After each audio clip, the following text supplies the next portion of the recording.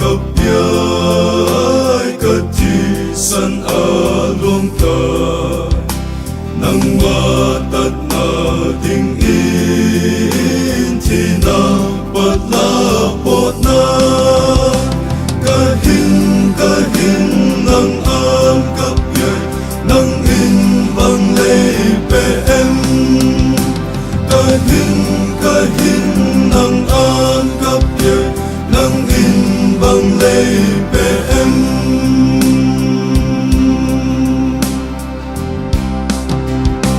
cùng thăng tất thờ vây in nhân thế cất thuộc nâng cùng tuông nộp nở muôn chú lần chân thầy nở tình ý cùng tâm nâng ơn cấp yai cùng khát bệt lê bê em cùng tâm nâng ơn cấp yai cùng khát bệt lê bê em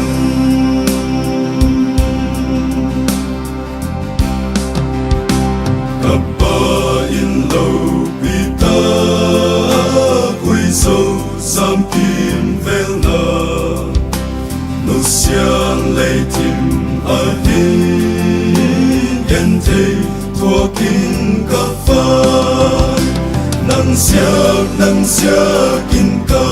nụ xia nâng bằng lần nụ xia em nâng xia kinh cả nụ xia nâng bằng lần nụ xia em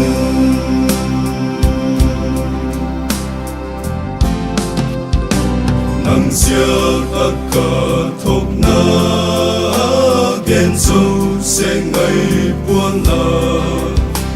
ghen thế tốt cuộc thuộc na cột mun lập bel thế na nâng tin bằng kim cất thuộc nâng in bằng la thuộc em nâng tin bằng kim cất thuộc nâng in bằng la thuộc em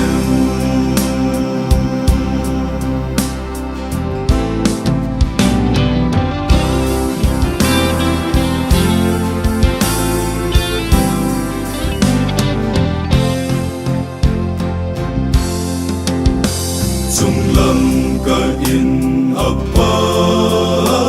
thu tâm nấp bu kim chu nông xiết ngày đầm nát to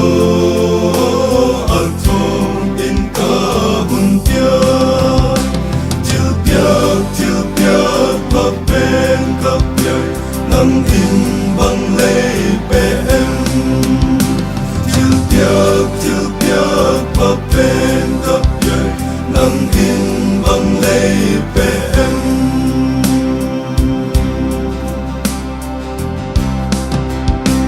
na hin na e hun pia ke a din ki mang in khop vel til nu xian la gen thei zo xia hoa